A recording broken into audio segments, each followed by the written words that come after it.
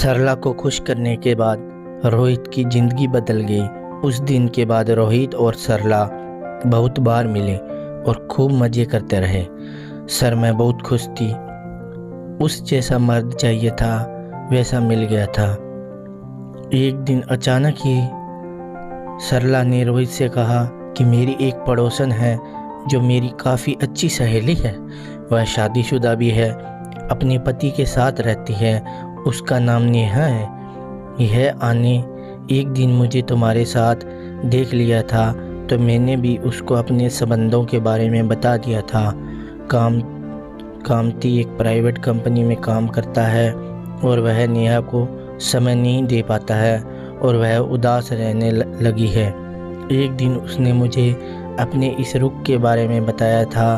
उसी दिन मैं उसके मन को समझ गई थी। वह चाहती है कि वह भी तुम्हारे साथ जैसा तुम मुझे खुश करते हो वैसे ही तुम्हें खुश होना चाहती है। फिर मैंने नेहा को सोचकर हाल है जवाब दिया था, लेकिन उसने मुझे कहा था कि तुम रोहित से बात करके बताना, क्या वह भी मुझे खुश करना चाहता है। रोहित तो सरला के मुँह से इस तरह की बात सुनकर पहले ही खुश हो गया था।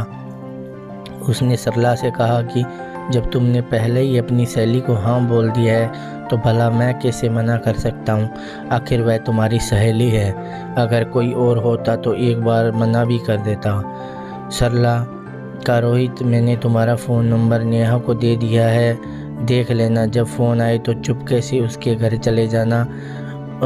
उसके घर का एड्रेस एक पर्ची में नेहा के घर का पता देते हुए कहा। रोहित मुस्कुराते हुए बोला, अरे वाह, तुम तो पूरी प्लानिंग के साथ आई हो।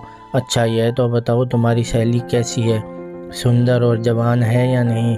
ऐसा ना हो उसके घर चला जाऊं तो मुझे बिना कुछ किए आना पड़े, क्योंकि मुझे सिर्फ जवान और खूबसूरत लड़कियों को खुश करने में मज़ा आता है। सरला ने रोहित के कंधे पे हाथ रखा और कहा, नहीं ऐसा नहीं है, अभी उसकी शादी को हुए हैं कितने दिन, पिछले साल ही तो शादी हुई है। रोहित ठीक है कहकर वहाँ से चला गया। आज वह बहुत खुश था। उसे आज फिर एक जवान लड़की मिलने वाली थी। रोहित ने सरला के साथ खूब मज़े लिए थे, लेकिन फिर भी बदल लड़कियों को खुश करने का अपना ही मज़ा है। एक शाम रोहित ड्यूटी से घर वापस आ रहा था कि शहर में किराए के मकान में अकेले रहता था। उसको कोई रोकने टोकने वाला नहीं था। अभी उसकी शादी भी नहीं हुई थी, लेकिन शादी से पहले खूब मज़े लिए थे। ऑफिस से लौटते समय अचानक नेहा का फ़ोन आ गया। उसने अगले दिन सुबह रोहित को अपने घर बुलाया।